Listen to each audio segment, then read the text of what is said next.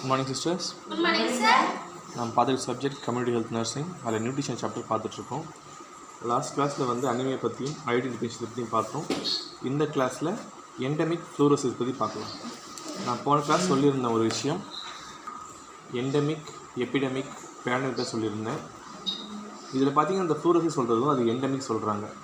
Fluorosis என்னென்னா, ஏதாவது ஒரு குறிப்பிட்ட இடத்துல வந்து சில ஏரியாவில் என்ன சொல்கிறாங்கன்னா, ஆந்திரா, பஞ்சாப், ஹரியானா, கர்நாடகா, தமிழ்நாடு போன்ற இடத்துல வந்து குடி தண்ணீர்லேயே வந்து ஃப்ளூரின் என்ற ஐட்டம் வந்து அதிகமாக இருக்குன்னு சொல்லுவாங்க. ஃப்ளூரின் வந்து எவ்வளோ இருக்கணும்னா, ஒரு லிட்டரில் வந்து ஒரு எம்ஜி மட்டும்தான் இருக்குன்னு சொல்கிறாங்க. ஆனால் மோஸ்ட்லி குடிக்கிற இடத்துல வந்து எப்படி இருக்குன்னா 3 to 5 அந்த அளவுக்கு சொன்னாங்க. ஸோ இந்த மாதிரி ஃப்ளூரின் அதிகமான சில பிரச்சனை வரும் சொல்லியிருக்காங்க. அது என்னென்னு முதல்ல பார்க்கலாம். முதல்ல வந்து டென்டல் ஃப்ளூரோசிஸ் சொல்லுவாங்க. FLUOROSIS.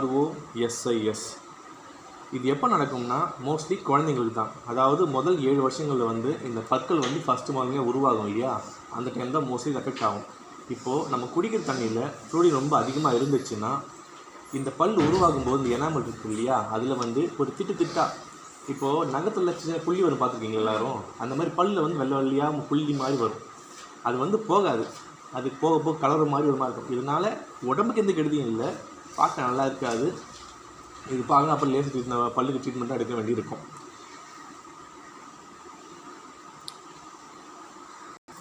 லாஸ்ட்டாக 2 வார்த்தை கொடுத்துருக்காங்க, ஜீனு வேகம் சொல்லியிருக்காங்க. ஆனால் சாருக்கு வந்து கிளாஸ் சொல்லியிருக்காங்க. இது என்னென்னா, நம்மளுடைய பாடி ஷேப் பார்த்திங்கன்னா தைஸ் இப்படி இருக்குன்னா முட்டி இப்படி இருக்கும், கரெக்டாக ஆர்டராக இருக்கும். ஆனால் ஜீனு வேகமில் தைஸும் இந்த முட்டியும் ஜாயினாக இருக்கும், கால் மட்டும் தனியாக அப்படி விரிஞ்சிருக்கும் ஒரு மாதிரி. அது ஜீனு வேகம் சொல்லுவாங்க.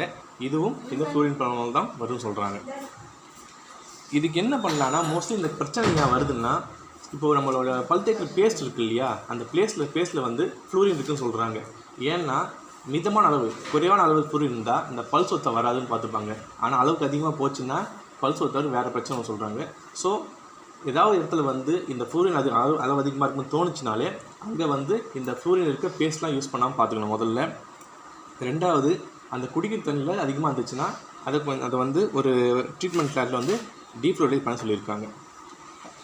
நம்ம அடுத்து பார்க்க போகிறது லேத்தரிசம். இது வந்து நான் ஃபுட்ஸை பற்றி இருக்கும்போது சொன்ன ஒரு விஷயம் வந்து, இந்த கேசரி பருப்பு இருக்குது இல்லையா, இன்ஜெக்ஷனில் போட்டாங்களே, அதை சாப்பிட்டா ஒரு பிரச்சனை சொன்னேன். அதாவது லோவர் லிப்ஸ் இருக்குது இல்லையா, அது வந்து பேரலைஸ் ஆகிடும் சொல்லியிருக்கேன். அதுதான் திரும்பி ரிப்பீட் பண்ணியிருக்காங்க.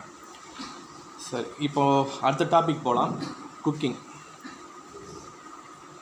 ஒரு சாப்பாடு சமைக்கிற விதத்தை வச்சு அந்த ஏரியாவோட என்ன சாப்பிட்ற டயட் பற்றி தெரிஞ்சுக்கலாம், அவங்களுடைய கல்ச்சர் பற்றி தெரிஞ்சு சொல்லியிருக்காங்க.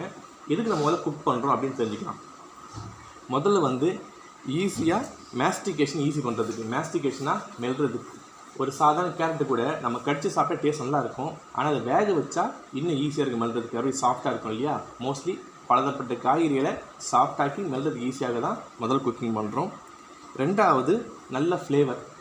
அதாவது சில சமயம் சொல்ல பார்த்தீங்களா, இந்த வாசனை வந்தாலே பசியை தூண்டி விடும் சொல்கிறாங்க இல்லையா. ஸோ குக்கிங் பண்ணால் நல்ல ஒரு வாசனை வரும், ஒரு ஃப்ளேவர் வரும். அது வந்து நம்ம டைஜஸ்ட் ஜூஸை வந்து உருவாக்க செய்யும். மூணாவது, எப்போ சொல்கிறது, நம்ம மோஸ்ட்லி சமைக்கிற உணவெல்லாம் நல்லா கொதிக்க வச்சு தான் பண்ணுறோம், சமைச்சு தான். இதனால் அதில் இருக்க நுண்ணுயிர்கள்லாம் அழிக்கப்படுது. நாலாவது, வெரைட்டி. ஒரே ஒரு காய்கறி ஏதாவது எடுத்துக்கோங்க, ஒரு கேரட் எடுத்துக்கலாம், அதை குழம்புல போடலாம், பச்சையாக சாப்பிட்லாம், பொரியல் பண்ணலாம், இல்லை அல்வா கூட பண்ணலாம். ஒரே விஷயத்தை 4 தான் பண்ணாங்க, ஒரு வெரைட்டி கிடைக்கும் சொல்கிறாங்க. நம்ம ஏன் சம்மந்தெல்லாம் குக்கிங் பண்ணால் ஒரு லாஸ்ட் லைன் கொடுத்துருக்காங்க. இதில்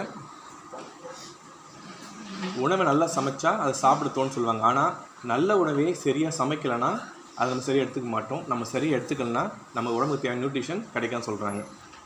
இப்போது குக்கிங்கில் எத்தனை வகையான குக்கிங்னு சொல்லிட்டு பார்க்கலாம். முதல்ல பாயிலிங் நம்ம அடிக்கல் விஷயம் தான், கொதிக்க வைக்கிறது. ஆனால் அதுக்கு ஒரு டெஃபினேஷன் இருக்குது. என்னென்னா, ஒரு சமைக்கிறோம், என்ன சொன்னால் 100 டிகிரி செல்சியஸ். இந்த 100 டிகிரி செல்சியஸில் ஒரு பொருளை வந்து நம்ம சமைக்கிறோம்னா அது பேர் பாயிலிங் வந்துடும். இதில் எதெல்லாம் பாயில் பண்ணலாம், அரிசி, பருப்பு, கிழங்குகள், காய்கறிகள், இதெல்லாம் வந்து பண்ணலாம். ஆனால் நம்ம கொதிக்க வைக்கும்போது ஒரு கவனிக்க வேண்டிய விஷயம் வந்து, தண்ணி ரொம்ப அதிகமாக ஊற்றக்கூடாது. ஏன்னா தண்ணி அதிகமாக ஊற்றினா அது குக் பண்ணும்போது அதுக்கு விட்டமின்லாம் வந்து தேவையில்லாமல் கரைஞ்சி போயிடும். ஸோ முடிஞ்ச அளவுக்கு கம்மியான தண்ணி தான் யூஸ் பண்ணணும் கொதிக்க வைக்கிறதுக்கு. அது பாயிலிங். ரெண்டாவது, சிம்மரிங். SIMMERING. சிம்மரிங் சொல்லிட்டு உங்களுக்கு தெரிஞ்சிருக்க வாய்ப்பு இல்லை, பட் அது ஷார்ட்டாக உங்களுக்கு தெரிஞ்சிருக்கும் பல பேருக்கு. இது என்னென்னா பாயிலிங் பாயிண்ட் வந்து 100 டிகிரி செல்சியஸ் சொன்னேன் இல்லையா, இது வந்து கொஞ்சம் கம்மி, ஒரு 84 டிகிரி, அந்த டிகிரியில் வந்து சமைச்சிட்டே இருக்கிறது. இது வந்து நீங்கள் கேள்விப்பட்டிருப்பீங்க, வீட்டில் சாப்பாடு செய்யும்போது ரொம்ப நேரம் கொதிக்குது இல்லையா, ஸ்டவ் சிம்மில் வீமாக சொல்கிறாங்க இல்லையா, அந்த சிம்மு தான் சிம்மரின்னு சொல்லுவாங்க. அளவு கொஞ்சம் குறைச்சிட்டு அது பாட்டு சூடாகிட்டே இருக்கும் நல்லா. இதில் எதெல்லாம் பண்ணலான்னா இந்த கறி வகைகள் மீன்லாம் வந்து சிம்மில் வச்சு பண்ணலாம் சொல்கிறாங்க. ஏன்னா இது அதிக ஹீட்டில் வச்சுன்னா அதுக்கு தசை நார்கள் வந்து ரொம்ப ஹார்டாகிடும், சாப்பிட ரொம்ப கஷ்டமாக இருக்கும். ஸோ இந்த மாதிரி சமைக்கும்போது கொஞ்சம் மீடியம் ஹீட்டில் பண்ணுறது பெட்ரு. 3வது ஸ்டீமிங். ஸ்டீமிங் வந்து ரொம்ப பழக்கப்பட்ட விஷயம்தான். நம்ம ப்ரெஷர் குக்கர் யூஸ் பண்ணுறோம் இல்லையா, அது வந்து ஹீட்டு மட்டும் இல்லை, அதனால் ஒரு இந்த நீராவியோடையும் சேர்ந்து சமைக்கிறதுனால தான் நமக்கு பார்க்குற மெத்தட்லேயே one of the best method. ஏன்னா அதில் வந்து நியூட்ரிஷன் வேஸ்ட் ஆகாது, எங்கேயும் வெளியே போக போகிறது இல்லை, தண்ணி செலவும் கம்மி, எல்லாம் கரெக்டாக இருக்கும். இதில் வந்து ரொம்ப அதிகமான இதில் வந்து 100 டிகிரி இல்லை, அதுக்கு மேலேயும் போகும். ஏன்னா ஸ்டீம் வந்து இன்னும் அதிக டெம்பரேச்சர் காட்டும். அடுத்து வந்து யூஸ் பண்ணுறது ஸ்டூவிங். ஸ்டூவிங்னா ஒரே விஷயந்தான். ஸ்டூவிங் என்ன சொல்கிறேன் முதல்ல, ஸ்டூவிங்னா பாயிலிங் மாதிரியே தான் இருக்கும். என்னென்னா வைக்கிற தண்ணி அளவு கம்மியாக இருக்கும். நம்ம ஏதாவது பொருள் போட்டோம்னா அது பாதி முங்குற அளவுக்கு மட்டும் தண்ணி வச்சிடறோம். தண்ணி வச்சுட்டு லோ ஹீட்டில் ரொம்ப நேரத்துக்கே அதை சமைக்கிறது தான் சொல்லுவாங்க. ஸ்டூவிங் ஸ்பெல்லிங் வந்து STEWING. இதுக்கு என்ன கணக்கு வச்சுருக்காங்கன்னா, 1 கிலோவுக்கு ஏதாவது சமைக்கிறோம்னா 7 லிட்டர் வரைக்கும் தண்ணி ஊற்றலாம் அப்படின்னு சொல்கிறாங்க. முக்கியமாக வந்து வேஸ்ட் ஆக சொல்கிறாங்க இல்லையா, நல்லா ஃபிட்டாக வர மூடி அப்படின்னு சொல்லுவாங்க இல்லையா, அந்த மாதிரி மூடி போட்டு குக் பண்ணால் எந்த நியூட்ரியும் வேஸ்ட் ஆகாது, சமைச்ச பொருள் அப்படியே கரெக்டாக இருக்குன்னு சொல்கிறாங்க. அடுத்து நம்மளுக்கு பழக்கப்பட்டது ஃப்ரையிங், வறுக்குது சொல்கிறாங்க இல்லையா, அதில் 2 விதம் இருக்குது. ஒன்று வந்து ஷாலோ ஃப்ரையிங், இன்னொன்று டீப். ஷாலோனா அந்த வார்த்தைக்கு அர்த்தம்னா ஆழமே இல்லை, SHALLOW, ஆழம் இல்லாத விஷயங்கள். டீப்புனா ஆழம். இப்போ ஷாலோ ஃப்ரையிங்னா ஒன்றும் இல்லை, ALLOW.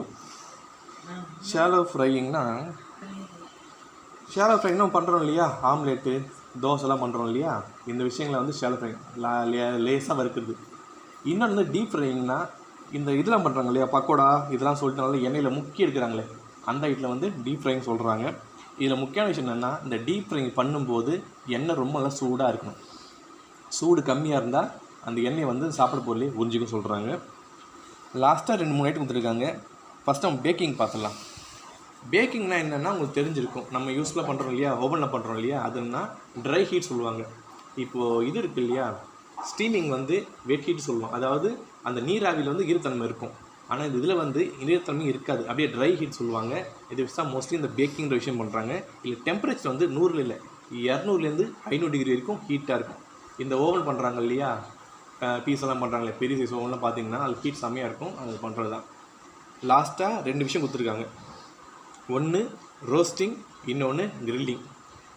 ரோஸ்டிங் கிரில்லிங்கு ஒரு 2மே ஒரே விஷயந்தான். என்னென்னா ஆல்மோஸ்ட் ஸ்ட்ரைட்டாக ஹீட்டில் வைக்கிறது, அதாவது நெருப்பில் வைக்கிற மாதிரி தான் இருக்கும். ஆனால் 2த்துக்கும் சில வித்தியாசங்கள் இருக்குது. ரோஸ்டிங்னா எப்படின்னா, ஏதாவது ஒரு பெரிய பொருள், அதாவது ஒரு ஹோலாக குக் பண்ணுறோம், ஒரு முழு கோழியை ஒரு முழு இது குக் பண்ணுறோன்னா ரோஸ்டிங் பண்ணுறது. இந்த ஏதாவது காட்டில் மாட்டிக்கிட்டால் சமைக்காம பார்த்துருக்கீங்களா, கீழே நெருப்பை கொளுத்தி விட்டுட்டு மேலே ஒரு குச்சி வச்சுக்கிட்டு அதில் சுற்றுவாங்க பாருங்கள், ஹீட்லேயே இருக்காது, நெருப்பில் இருக்காது, அந்த சூடு தூரத்தில் இருக்கும், இப்படியே சுற்றினா பொறுமையாக குக் ஆகும். என்னென்னா டக்குன்னு ஆகாது, இது சமைச்சு முடிக்க 1 hour 2 hour ஆகும், ஆனால் பொறுமையாக டீப்பாக ஸ்லோவாக குக் ஆகும். அதுவே வந்து கிரில்லிங்னா இது வெளிநாட்டு அதிகமாக பண்ணுற விஷயம். ஒரு ஓவன் மாதிரி வச்சுப்பாங்க, ஒரு பேசின் மாதிரி வச்சுப்பாங்க, அதில் கறி துண்டெலாம் போட்டு கொளுத்தி விட்டுருவாங்க, நல்லா புகை நெருப்பாக வரும். அது மேலே ஒரு லிட்டு மாதிரி வச்சுருவாங்க, ஒரு நம்ம ஃப்ரிட்ஜில் பார்த்தீங்களா கம்பியாக இருக்குது இல்லையா, அந்த மாதிரி கிரில் மாதிரி வச்சுட்டு அது மேலே பொருள் போட்டு சமைப்பாங்க. இப்போ ரோஸ்டிங் வந்து நல்லா முழுசாக இருக்கிறது சமைக்கிறதுக்கு ரோஸ்டிங் யூஸ் பண்ணுவாங்க. தின் ஸ்லைஸாக கட் பண்ணி வச்சோங்கன்னா அதுக்கு வந்து கிரில் பண்ணலாம் சொல்லியிருக்காங்க. இப்போதைக்கு மெத்தட்ஸ் ஆஃப் குக்கிங் பார்த்துட்டோம். நம்ம அடுத்த கிளாஸில் குக்கிங்கோட எஃபெக்ட்லாம் பார்க்கலாம். ஸோ இவ்வளோ நேரம் கிளாஸுக்கு வந்து thank you sister, have nice day. Thank you, sir.